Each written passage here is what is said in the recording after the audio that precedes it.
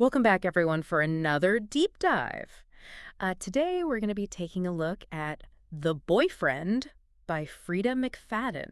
Ooh, exciting. Yeah, it's a psychological thriller. And, I know what you're thinking, another psychological thriller deep dive. Right. But this one's a little different. We're not just going to rehash the plot.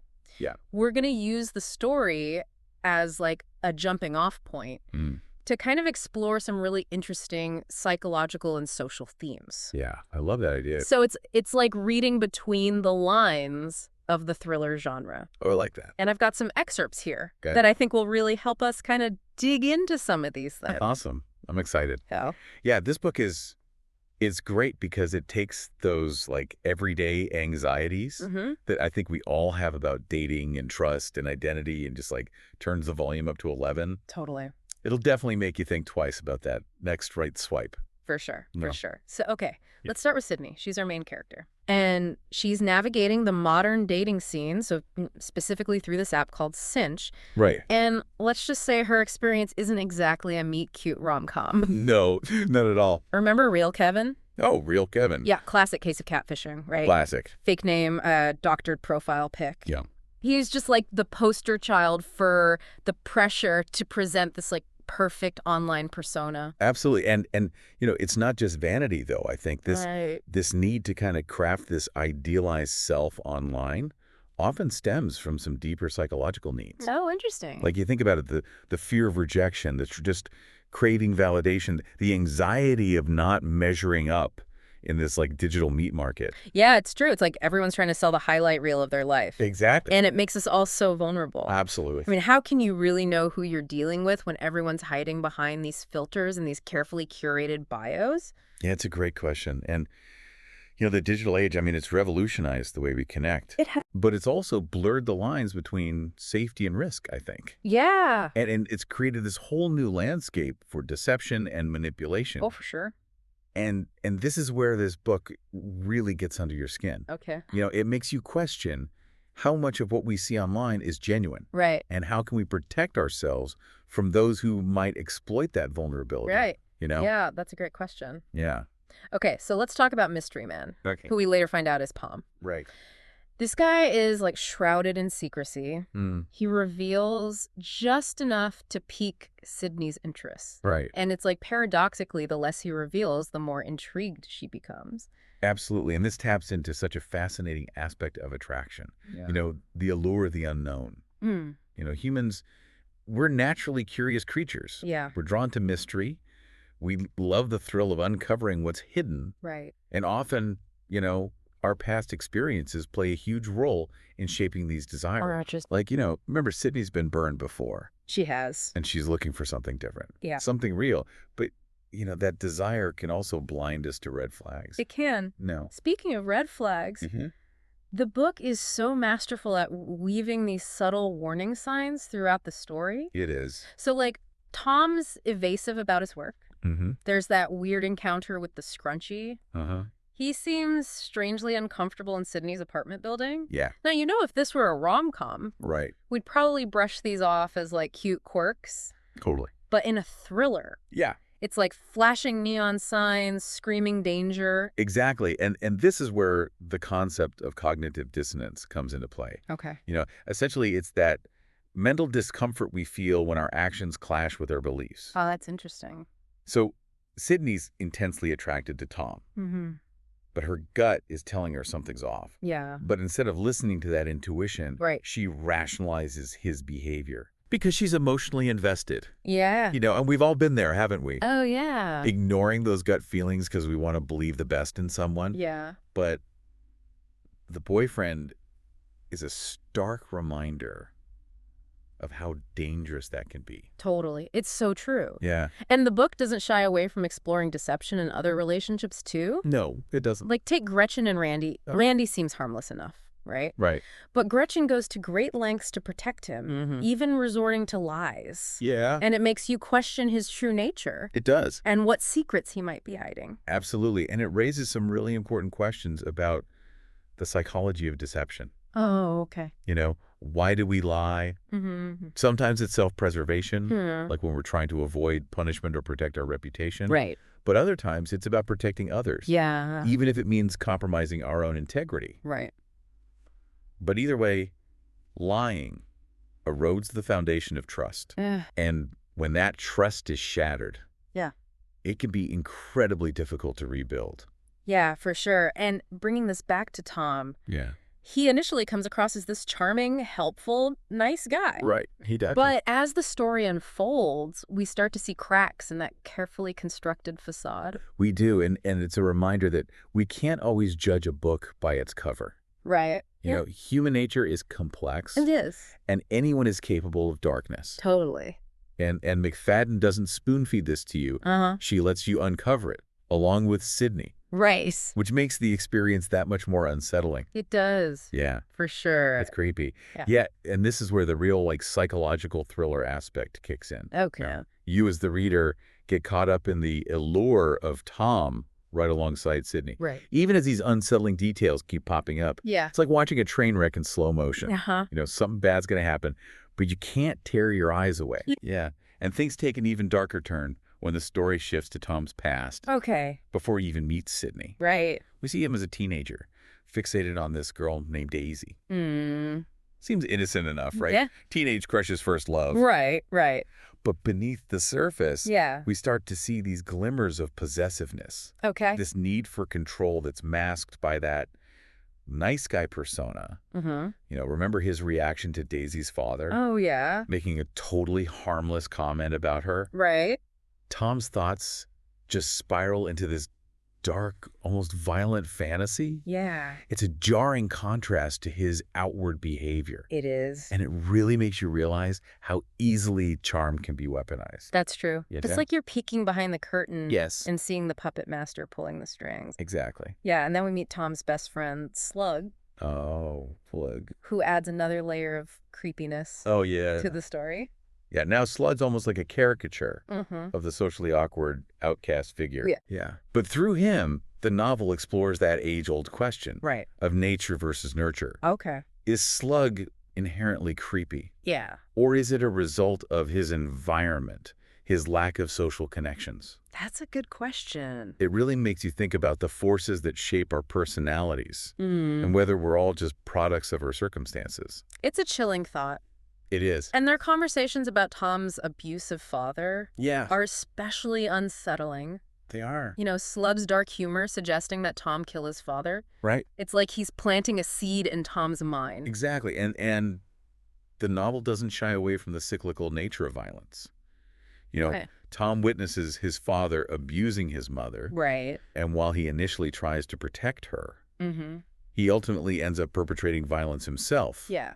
culminating in that horrific act. That scene in the kitchen with the fire poker, Oh my gosh. it's one of those moments that just stays with you. You see Tom's internal struggle, that fleeting moment of hesitation before he crosses the line. Right. It's a chilling reminder of how easily that line can be blurred, It is. especially when fueled by rage and this twisted sense of justice. Absolutely. And the aftermath of that event, the way Tom and Slug dispose of the body, Yeah, it's both horrifying and darkly comedic. it is. Slug's just matter-of-factness, his almost casual acceptance of what they've done, Right. just adds another layer of unease to the narrative. It's like they've created their own warped reality, Yeah. where the rules of morality no longer apply. Right. And then there's Allison, Oh gosh, Allison. who witnesses them stuffing the body into the trunk. Right. Talk about a loose end. Yeah. Allison represents that nagging voice of conscience that Tom tries so desperately to silence. Right. She's a threat to his carefully constructed facade. Yeah. And her disappearance, which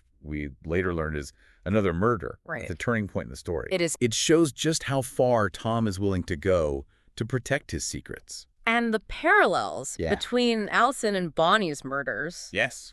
are terrifyingly similar. They are. Both women were close to Sydney. Uh-huh. Both had suspicions about Tom. And both ended up dead in brutal ways. And it's like he's following a script, Right. repeating a pattern of violence that started in his childhood.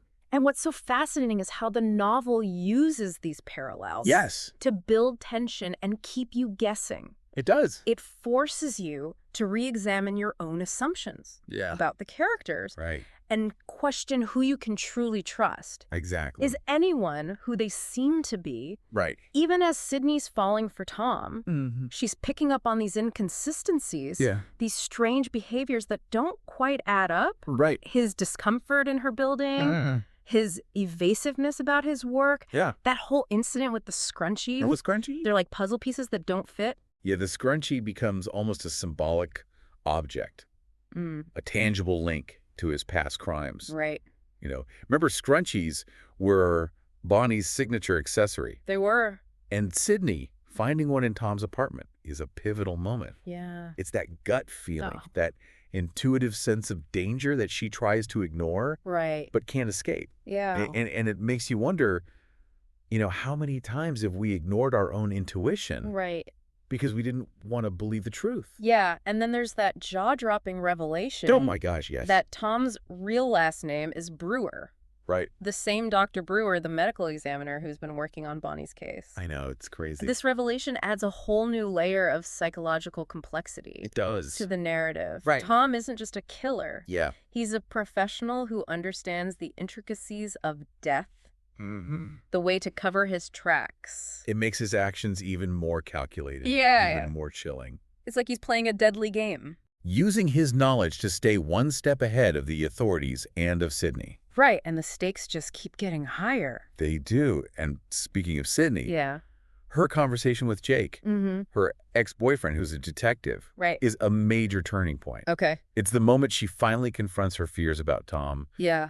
And seeks help. She's finally starting to piece together the puzzle. She is. But it might be too late. And this is where the thriller elements really go into overdrive. Okay. You, the reader, are racing against time, right alongside Sydney. Right. To uncover the truth about Tom before he claims another victim. The tension is almost unbearable. I know. We see Tom's possessiveness towards Sydney escalating. His attempts to isolate her from her friends. Right. His growing frustration with her questions. You know, this behavior is classic for abusers. And it's a stark reminder of the very real danger Sydney's in. Yeah. You know, the book doesn't sugarcoat the reality of domestic violence. Right. The subtle ways it can creep into a seemingly normal relationship.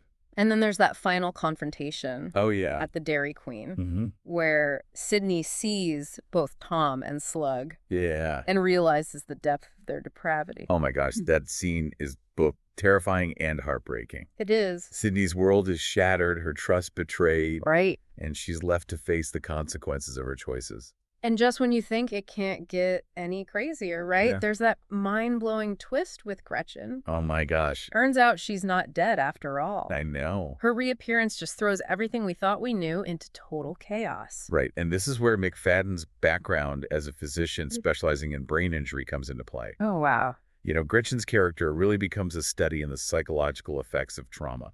Interesting. She's manipulative, she's cunning, and deeply disturbed. Yeah. Her actions are driven by this twisted sense of love and revenge. It's like all those years in hiding, you know, dealing with the trauma of what happened. It just warped her personality. Yeah. And the fact that Tom has been in love with her this whole time just adds another layer of complexity. It does. It's like this toxic obsession that's fueled their shared darkness. You know, this really highlights the concept of folie à deux. Okay. Which is basically a shared delusion or psychosis. Imagine two people deeply connected, but both struggling with their mental health. They start to share a distorted view of reality, feeding off each other's delusions. Yeah. That's kind of what's happening with Tom and Gretchen. Right. Their shared trauma has created this warped bond. Okay.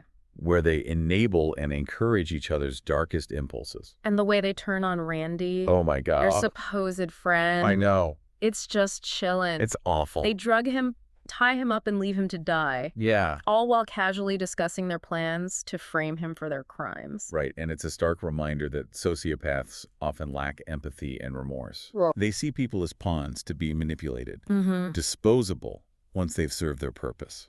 That's a scary thought. It is. And that scene where Sydney stumbles upon them in Gretchen's apartment. Yes. Realizing the truth about Tom. Oh, my gosh. It's heart-stopping. I know. And that's the climax of the novel. It is. You know, where all the threads come together. Right. Sydney is no longer a passive observer. Yeah. She's fighting for her survival. Trying to outwit these two dangerous individuals Right. who are determined to silence her. And just when we think Sydney's doomed, Yeah. Tom makes a surprising choice. Yeah, it does. He refuses to let Gretchen harm her, Right. even though it means giving up everything and running away with his toxic soulmate. And this moment is really open to interpretation. It is. Is it a genuine act of love for Sydney? Mm. A flicker of humanity in this deeply flawed individual? Right. Or is it just a calculated move to escape the authorities? It's a question that definitely stays with you. And that final image of Tom and Gretchen disappearing together, Yeah, it's both haunting and unsettling. it is. They're free for now, but you just know their darkness is going to follow them wherever they go. Right, and what about Sydney?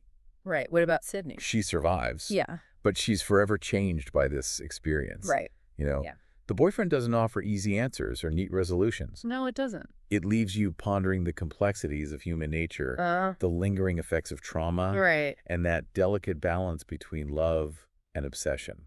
So what does this all mean for us? Yeah. I think our deep dive into The Boyfriend Yeah. really highlights how fiction can be this mirror Mm-hmm. to our deepest fears and anxieties. Right. It forces us to confront uncomfortable truths about ourselves Yes. and the people we choose to trust. It reminds us that that line between good and evil Uh-huh. isn't always clear-cut. Yeah. Even the most seemingly ordinary people Right? are capable of extraordinary darkness. Exactly. It makes you wonder, It does. how reliable are our own judgments? Right. Can we ever truly know someone else? Yeah. These are questions we're left grappling with Yeah. long after we finish that final page. The Boyfriend is a chilling reminder that sometimes Yeah. the person you think you know best can be the one you should fear the most. It's so true. It makes you think twice about who you let into your life. If you're looking for a thought-provoking thriller, Yeah, that'll keep you on the edge of your seat. The Boyfriend is definitely worth a read. absolutely. But be warned, Yeah, it might make you look at your own relationships a little differently. it might.